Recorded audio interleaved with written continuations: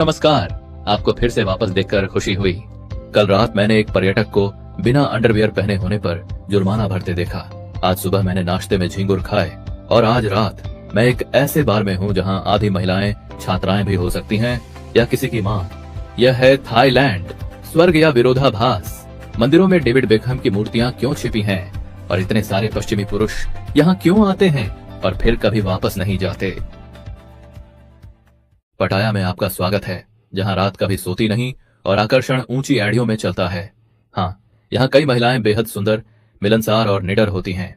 इनमें से कुछ छात्राएं हैं जो रात में काम करके अपनी पढ़ाई का खर्च उठाती हैं, कुछ माएं हैं, बेटियां हैं और कुछ पूरे परिवार की जिम्मेदारी संभालने वाली कमाने वाली महिलाएं हैं। जो आपको रोमांस या रोमांच लगता है वह उसके लिए जीवित रहने का तरीका भी हो सकता है। स्थानीय लोग वे गर्व भी महसूस करते हैं और बेचैनी भी। पटाया घर का खर्च चलाता है, लेकिन कई लोग आपको बताएंगे यह वह थाईलैंड नहीं है जिसे वे दिल से जानते हैं। बिना अंडरवियर, वह कानून जिसने होटल से निकलने से पहले मुझे अपने कपड़ों की दोबारा जांच करने पर मजबूर कर दिया। थाईलैंड में तकनीकी रूप से बिना अंडरवियर पहने होना कानूनी उल्लंघन माना जा सकता है और कुछ संस्थागत जगहों पर जैसे जेलों में अंडरवियर की जांच वास्तव में की जाती है। आप आधी रात को किसी डांसर के साथ बियर पी सकते हैं और अगली सुबह किसी मंदिर क्षेत्र में बिना शर्त के घूमने पर जुर्माना भर सकते हैं। क्यों? क्योंकि पार्टी की रोशनी और समुद्र तट के माहौल के नीचे एक ऐसी संस्कृति है जो सार्वजनिक शालीनता को गंभीरता से लेती है। पहनावे का सम्मान, बड़ों का सम्मान, राजशाही का सम्मान, ये सिर्फ सांस्कृतिक पसंद नहीं है, ये कानून में भी शामिल हैं। पर्यटकों को कोई विशेष छूट नहीं मिलती। सार्वजनिक जगहों पर अनुचित कपड़े, अत्यधिक सार्वजनिक स्नेह या राजा पर हल्का सा मजाक भी यह आपको तेजी से जुर्माना, गिरफ्तारी या देश से निकाले जाने तक ले जा सकता है। तो आगे क्या है? इंतजार कीजिए जब आप जानेंगे कि सड़क किनारों पर मांस के अलावा और क्या चटक रहा है। लेकिन उससे पहले वीडियो को लाइक करें, चैनल को सब्सक्राइब करें और नोटिफिकेशन चालू करना न भूलें। एक ठेले पर एक ही बल्ब की रोशनी चमकती है और उसके भीतर दिखाई देते हैं रेशम के कीड़े, झिंगुर, टिड्डे और हाँ, सींखों पर लगे बिच्छू। लेकिन इसे किसी सोशल मीडिया दिखावे के रूप में मत समझिए। तले हुए कीड़े पीढ़ियों से थाई भोजन संस्कृति का हिस्सा रहे हैं। खासकर ग्रामीण पूर्वोत्तर क्षेत्रों में बहुत से लोगों के लिए ये सस्ता प्रोटीन है। कुरकुरे होते हैं और लहसुन, मिर्च और नमक के साथ मसालेदार बनाए जाते हैं। सस्ते, आसानी से ले जाने योग्य और एंटीना की झिझक पार करने के बाद अजीब तरह से लत लगाने वाले। पोषण के लिहाज से देखें तो कीड़ों में प्रति ग्राम बीफ से भी ज्यादा प्रोटीन हो सकता है और पर्यावरण को नुकसान भी बहुत कम होता है। यह ऐसा भोजन है जो शरीर और अंतरात्मा दोनों को संतुष्ट करता है। हालांकि यह मत सोचिए कि बैंकॉक में हर कोई कीड़े चबाता फिरता है। कई युवा शहरी थाई इसे पुराना फैशन मानते हैं। जब आप पहली बार साहस जुटाकर काटते हैं तो हंसी भी उड़ सकती है। क्या आप इसे आजमाएंगे या पहले ही चख चुके हैं? अपनी प्रतिक्रिया टिप्पणियों में लिखिए। एक ऐसा ताबीज जिसे स्थानीय लोग सुरक्षा देने वाला, आशीर्वाद लाने वाला या यहाँ तक कि श्राप देने वाला मानते हैं, उत्सुक हैं। किसी थाई मंदिर में कदम रखते ही आपको धूप और मूर्तियों से ज्यादा भी कुछ दिखाई दे सकता है। ध्यान से देखें तो कांच के पीछे सजे छोटे और बारीक ताबीज कतारों में चमकते नजर आते हैं, मानो पवित्र वस्तुओं की दुकान हो। है कुछ ताबीज धन आकर्षित करने के लिए माने जाते हैं, कुछ सुरक्षा, संतान सुख या प्रेम सौभाग्य का वादा करते हैं। कई हाथ से बनाए जाते हैं और फिर सदियों पुराने अनुष्ठानों के तहत भिक्षुओं द्वारा आशीर्वाद दिए जाते हैं। ये केवल सजावटी वस्तुएं नहीं हैं, ये आध्यात्मिक समझौते हैं जिन्हें शरीर के पास पहना जाता है और जिनका अर्थ बहुत गहरा होता है। लेकिन हर ताबीज हर किसी के लिए नहीं होता। कुछ केवल भिक्षुओं के लिए होते हैं, कुछ लिंग, उम्र या कर्म के अनुसार तय होते हैं। इसलिए किसी ताबीज को केवल यादगार समझकर पहनने से पहले पूछ लेना बेहतर होता है। गलत ताबीज गलत हाथों में अपमानजनक माना जा सकता है या अशुभ समझा जा सकता है। और हाँ, यहाँ संग्रहकर्ताओं की दुनिया भी है। गंभीर खरीदार प्रसिद्ध भिक्षुओं द्वारा आशीर्वाद दिए गए दुर्लभ ताबीजों के लिए हजारों डॉलर तक चुका चुके हैं, जिनके बारे में कहा जाता है कि उनमें अलौकिक शक्ति होती है। अगर कोई ताबीज आपकी किस्मत बदलने का वादा करे तो क्या आप उसे पहनेंगे? अगर हाँ, तो टिप्पणियों में नंबर 1 लिखें। उत्तरी थाईलैंड में एक शांत सा इलाका है जहां 3 देश मिलते हैं, थाईलैंड, लाओस और म्यांमार। इसे गोल्डन ट्रायंगल कहा जाता है। नक्शे पर यह शांत दिखता है। हरी पहाड़ियों पर धुंध तैरती है। मेकांग नदी चौड़ी और धीरे बहती है। कई दशक पहले यह धरती के सबसे बदनाम अवैध पदार्थ मार्गों में से एक था। यहाँ सरदारों का राज चलता था। सशस्त्र पहरे में अफीम के खेत लहलहाते थे। टनों के हिसाब से हेरोइन इन पहाड़ियों से बाहर जाती थी। यह एक कानून विहीन साम्राज्य था जिसका जिक्र गुप्त फाइलों और अफीम अड्डों दोनों में होता था। आज स्थिति बदल चुकी है। अधिकतर अब पर्यटक हॉल ऑफ ओपियम म्यूजियम देखने आते हैं। नदी यात्राएं शांत गांवों के पास से गुजरती हैं। स्थानीय गाइड सांस्कृतिक भ्रमण कराते हैं जहां आप पहाड़ी जनजातियों से मिल सकते हैं और बांस की झोपड़ियों में चाय पी सकते हैं। क्या आपने कभी गोल्डन ट्रायंगल जाने का सोचा है? अगर यह आपकी यात्रा सूची में है तो टिप्पणियों में हां लिखें। आप बैंकॉक के वॉट फ्रा केव मंदिर में कदम रखते हैं। यह पवित्र भूमि है जहां सुनहरे शिखर आसमान को छूते हैं और हवा में धूप की खुशबू तैरती रहती है। लेकिन फिर आप देखते हैं, क्या वह डेविड बेकहम है? हाँ, दुनिया के मशहूर फुटबॉल खिलाड़ी की आकृति बुद्ध प्रतिमा के आधार में तराशी हुई, सामने नहीं बल्कि चुपचाप पौराणिक प्राणियों और प्रतीकात्मक आकृतियों के बीच छिपी हुई। मंदिर के भीतर एक छोटा सा रहस्य, किसी ऐसे भिक्षु की शरारती मुस्कान जिसे मैनचेस्टर यूनाइटेड से खास लगाव रहा हो। बाहर से आए लोगों को यह अजीब लग सकता है, यहां तक कि अपमानजनक भी, लेकिन थाईलैंड में यह आध्यात्मिक लचीलेपन का संकेत है। यहाँ आस्था आधुनिकता के साथ घुल मिल जाती है। पुराना और नया दोनों साथ चलते हैं। इसलिए यह बेकहम की पूजा नहीं है, यह इस बात का सम्मान है कि यहाँ विश्वास समय के साथ बदलता और आगे बढ़ता है। और कौन से रहस्य सबकी नजरों के सामने छिपे हैं। जुड़े रहिए।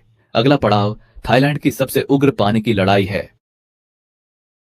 सोंगक्रान में आपका स्वागत है, जो थाईलैंड का नववर्ष उत्सव है।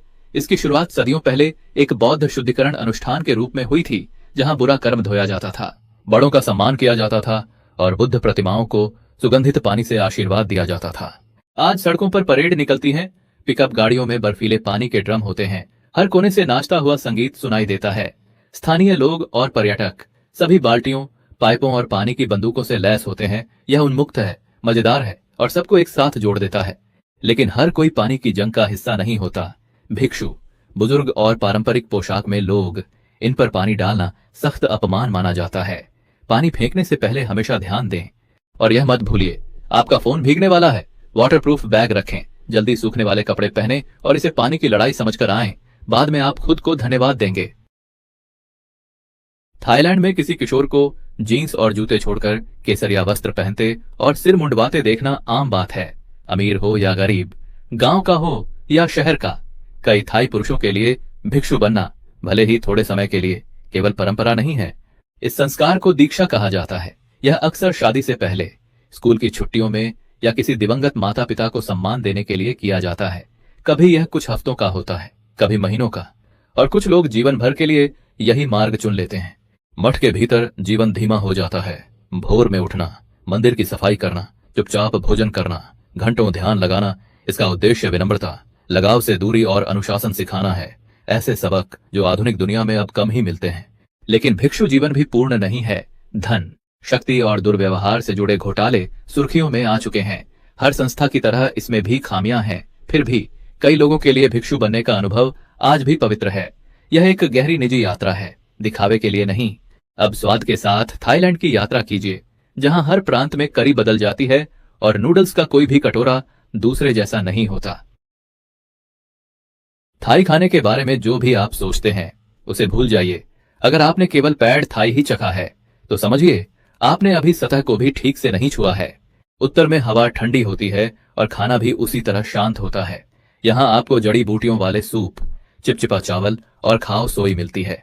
यह नारियल करी वाला नूडल सूप होता है जिसके ऊपर कुरकुरे तले हुए टॉपिंग होते हैं और इसका स्वाद कटोरे में भरी गर्माहट जैसा लगता है। यह पहाड़ी इलाकों का आरामदायक भोजन है, मसाले में हल्का लेकिन खुशबू में भरपूर। ईशान यानी पूर्वोत्तर इलाका बिल्कुल अलग दुनिया है। यहाँ स्वाद तेज और बेधड़क होता है। सोमतुम यानी कच्चे पपीते का सलाद ऐसे लगता है जैसे एक झटका लगे। लार्ब यानी मांस सलाद नींबू और पुदीने की तीखी खुशबू से भरा होता है। किण्वित मछली की चटनी लगभग हर चीज में चुपचाप शामिल रहती है। यह देहाती, तीखा और पूरी तरह लत लगाने वाला होता है। मध्य थाईलैंड, जहां बैंकॉक स्थित है, संतुलन बनाता है। मीठा, नमकीन, खट्टा और तीखा, हर निवाला परतदार और सधा हुआ होता है। यहाँ आपको पैड थाई जरूर मिलेगा, लेकिन साथ ही ग्रीन करी, बोट नूडल्स और शाही व्यंजन भी मिलते हैं जो पीढ़ियों से चले आ रहे हैं। फिर आता है दक्षिण, जहां समुद्र और गर्मी मिलते हैं। टॉम यम गूंग मिर्च और लेमन ग्रास की तीखी चुभन के साथ आता है। मसामन करी में इस्लामी मसालों का गहरा असर दिखता है। नारियल का दूध खुलकर इस्तेमाल होता है जो तीखेपन को संतुलित करता है। समुद्री भोजन हर जगह और हर रूप में मिलता है। थाई भोजन एक स्वाद नहीं है, यह एक नक्शा है। हर क्षेत्र अपनी लय, अपने नियम और अपनी आत्मा के साथ पकाता है। यह सिर्फ कोहनियों और घुटनों की बात नहीं है, न ही केवल चोटों और पसीने से भीगे अखाड़ों की। मुए थाई थाईलैंड की धड़कन है, एक राष्ट्रीय कला जो प्रभाव जितनी ही सम्मान के बारे में भी है। हर मुकाबला आक्रामकता से नहीं बल्कि आदर से शुरू होता है। फाइटर अपने प्रशिक्षकों को प्रणाम करते हैं, धीमा और ध्यानपूर्ण वाई क्रू नृत्य करते हैं और जीवंत ढोल तथा प्राचीन बांसुरी की धुन पर आगे बढ़ते हैं। स्थानीय लोग इसे किक बॉक्सिंग नहीं कहते, यह शब्द इसकी गहराई को कम कर देता है। मुए थाई में संपर्क के 8 बिंदु होते हैं, मुट्ठियां, कोहनियां, घुटने और पिंडलियां। लेकिन यह लय, अनुशासन और सम्मान भी सिखाता है। यह प्रतिद्वंद्वी को पढ़ने के बारे में है, केवल उसे हराने के बारे में नहीं। पूरे थाईलैंड में बैंकॉक के सख्त जिम से लेकर चियांग माई के खुले डोजो और फुकेट के समुद्र किनारे कैंपों तक विदेशियों के लिए बने कार्यक्रम मिलते हैं। एक महीने के मुए थाई गहन प्रशिक्षण की कीमत लगभग 300 से $600 के बीच होती है और इसमें अक्सर साधारण रहने की व्यवस्था भी शामिल होती है। अगर आप कभी मानसिक, भावनात्मक या शारीरिक रूप से अटके हुए महसूस करते हैं तो मुए थाई वह देता है जो ज्यादातर जिम नहीं दे पाते, अनुष्ठान, सम्मान और नया आरंभ। थाईलैंड के सामान्य पर्यटन रास्ते से हटते ही आप किसी प्राचीन दृश्य से टकरा सकते हैं। चमकता हुआ स्तूप, केसरिया वस्त्रों से सजा लेटा हुआ बुद्ध, धूप से भरी हवा में गूंजता भिक्षु का मंत्र। स्वागत है 42,200 मंदिरों की भूमि में, जहां लगभग 95% आबादी बौद्ध धर्म का पालन करती है और पवित्रता केवल रविवार तक सीमित नहीं रहती। चाहे बैंकॉक का भव्य वॉट फो हो या चियांग राय का शांत वन मंदिर, सभी एक ही बात कहते हैं, धीरे चलो, स्थिर रहो, भीतर झांको। मंदिरों में शिष्टाचार मायने रखता है। प्रवेश से पहले जूते उतारें, कंधे और घुटने ढके रहें। हाँ, गर्मी में भी। अगर आप महिला हैं तो भिक्षुओं को न छुएं और न ही सीधे उन्हें कुछ दें। और उस परफेक्ट तस्वीर के लिए फोन उठाने से पहले एक पल रुकिए, देखिए, समझिए। अगला पड़ाव, तैरते बाजार, जहां ज्वार के साथ जिंदगी बहती है और आत्मा तृप्त होती है। आपने यह दृश्य पहले जरूर देखा होगा। रंगीन नावें जिन पर केले, नारियल और भाप उठाते नूडल्स के कटोरे भरे होते हैं और उनके पास सेल्फी लेते पर्यटक। यह है डैम नोएन साडुआक, थाईलैंड का सबसे प्रसिद्ध तैरता बाजार। हाईवे और ऊंची इमारतों से पहले थाईलैंड की नदियां जीवन रेखा थीं। नावें ही डिलीवरी वाहन थीं, किराने की दुकानें थीं और सामुदायिक मिलन स्थल भी। बैंकॉक से लगभग 90 मिनट दूर अम्फावा देर दोपहर में जीवंत हो उठता है। स्थानीय लोग अपनी नावों पर ही नदी के झींगे भूनते हैं और धुएं की लकीरें सूर्यास्त में घुल जाती हैं। माहौल जीवंत होता है, असली लगता है और स्वाद लाजवाब होता है। भूखे आएं और संतुष्ट होकर लौटें। कुछ शांत चाहते हैं तो थाखा वह जगह है जिसके बारे में आप अपने खास लोगों को धीरे से बताते हैं। कम पर्यटक, कम कैमरे, ज्यादा वास्तविक अनुभव। सुबह जल्दी पहुंचें, केवल भीड़ से बचने के लिए नहीं बल्कि गर्मी शुरू होने से पहले के माहौल को महसूस करने के लिए। हल्की धुंध, पक्षियों की आवाजें, लकड़ी के घाट पर बैठकर गर्म सूप की चुस्कियां। थाईलैंड में नमस्ते कहने का एक तरीका है जिसमें न स्पर्श होता है, न छोटी बातें, न ही आवाज, न हाथ मिलाना, न मुक्का टकराना, बस दोनों हथेलियां जोड़कर, उंगलियां ऊपर की ओर और सिर को हल्का सा झुकाना। इसे वाई कहा जाता है। आप इसे हर जगह देखेंगे। सड़क किनारे दुकानदार ग्राहक का स्वागत करते हुए, होटल कर्मचारी मेहमान का अभिवादन करते हुए और बच्चे बड़ों के प्रति सम्मान जताते हुए। लेकिन यह हर किसी के लिए एक जैसा नहीं होता। जब कोई उम्र में बड़ा या पेशे में वरिष्ठ व्यक्ति पहले वाई करता है तब आप उसे लौटाते हैं। रिसेप्शन पर खड़ा कर्मचारी आपको वाई करे तो मुस्कान के साथ जवाब दें। कोई बच्चा आपको वाई करे तो सिर हिलाकर मुस्कुराएं, लेकिन वापस वाई न करें। यह उसका सम्मान दिखाने का तरीका है, सम्मान पाने का नहीं। शरीर की मुद्रा भी मायने रखती है। जितनी ऊंची हथेलियां और जितना गहरा झुकाव, उतना अधिक सम्मान। इसे नियमों वाली शारीरिक भाषा समझिए। शांत, सुंदर और पूरी तरह थाई। एक जरूरी बात, कभी भी अपने पैर किसी की ओर न करें, खासकर मंदिरों में। पैरों को शरीर का सबसे निचला हिस्सा माना जाता है, शारीरिक और आध्यात्मिक दोनों रूपों में। वॉट ट्राइमिथ, जहां स्वर्ण बुद्ध विराजमान है, 5.5 टन शुद्ध सोने से बनी यह प्रतिमा, जिसकी आधिकारिक कीमत $250 मिलियन से अधिक है, लेकिन आध्यात्मिक रूप से अमूल्य है। युद्ध और लूट से बचाने के लिए। सदियों पहले भिक्षुओं ने इस प्रतिमा को मोटे प्लास्टर से ढक दिया था और साधारण पत्थर जैसा रंग दिया था। पीढ़ियों तक यह मामूली मंदिरों में रखी रही, एक स्थान से दूसरे स्थान पर ले जाई जाती रही। सुंदर जरूर थी, लेकिन खास नहीं मानी जाती थी। फिर 1955 में एक सामान्य स्थानांतरण के दौरान प्रतिमा क्रेन से फिसलकर जमीन पर गिर गई, बाहरी परत टूट गई और मलबे के नीचे से सोने की चमक दिखाई दी। आज स्वर्ण बुद्ध वॉट ट्राइमिथ के भीतर एक सादे और गरिमामय कक्ष में विराजमान है। न भव्य प्रदर्शन, न चकाचौंध रोशनी, बस इतिहास, रहस्य और उस चीज का भार जो कभी छिपी थी और अब सम्मानित है। आप इसे बैंकॉक कहते हैं, स्थानीय लोग इसे क्रुंगथेप कहते हैं, लेकिन इसका असली नाम यह दुनिया के सबसे लंबे स्थान नाम का गिनीज वर्ल्ड रिकॉर्ड रखता है, पूरे 169 थाई अक्षरों के साथ। थाईलैंड की राजधानी का पूरा औपचारिक नाम एक लंबा पाठ है जो आप अभी स्क्रीन पर देख रहे हैं। इसका अर्थ है देवताओं का नगर, अमर देवताओं का महान शहर, 9 पवित्र रत्नों से सुसज्जित भव्य नगरी, अयोध्या के राजा का निवास, राजमहलों का शहर, दिव्य अवतारों की भूमि जिसे इंद्र के आदेश पर विश्वकर्मा ने रचा। यह नाम मूल रूप से एक शाही आदेश था और इसे रोजमर्रा के उपयोग के लिए कभी नहीं बनाया गया, लेकिन यह दिखाता है कि थाई लोग अपनी राजधानी को कैसे देखते हैं। केवल एक शहर नहीं, बल्कि राजाओं, आत्माओं और पवित्र भूगोल की जीवित विरासत। स्थानीय लोग इसे सरल रखते हैं, वे क्रुंगथेप कहते हैं, जिसका सीधा अर्थ है देवदूतों का शहर। और अगर आप इससे ज्यादा बोलने की कोशिश भी करें तो वे मुस्कुरा देंगे। थाईलैंड सिर्फ एक स्वर्ग नहीं है, यह 1500 से भी ज्यादा स्वर्गों का समूह है। अगर आपको पार्टी चाहिए तो कोफांगन जाएं, जहां फुल मून रेव्स समुद्र तट की रेत को नाचने के मंच में बदल देती हैं। यहां आग के साथ नाचते कलाकार मिलेंगे, थाई रम से भरी बाल्टियां होंगी और ऐसा शोर होगा जिसे आप शायद याद रखें अगर किस्मत साथ दे। लेकिन अगर आप शांति की तलाश में हैं तो कोयाओ नोई आपके लिए है। कल्पना करें खाली समुद्र तटों के ऊपर झूलते झूले, सूरज उगते समय नाव चलाते मछुआरे और ऐसी शांति जिसमें फोन रखना बेकार लगने लगे। कम बजट वाले प्रवासियों के लिए कोलांता एक बढ़िया विकल्प है। योग स्टूडियो, सूर्यास्त वाले बार और सस्ते बंगले यहाँ का हिस्सा हैं। किराए सहित आप यहाँ लगभग 800 से 1200 डॉलर प्रति महीने में आराम से रह सकते हैं। अगर आपको बेहतर सुविधाएं चाहिए लेकिन समुद्र का माहौल भी चाहिए तो फुकेट आजमाइए। यह सबसे बड़ा और सबसे विकसित द्वीप है। यहाँ पश्चिमी स्तर के अस्पताल से लेकर रूफटॉप बार तक सब कुछ मिलेगा, लेकिन खर्च ज्यादा होगा। आरामदायक जीवन के लिए लगभग 1500 से 2000 डॉलर प्रति महीना।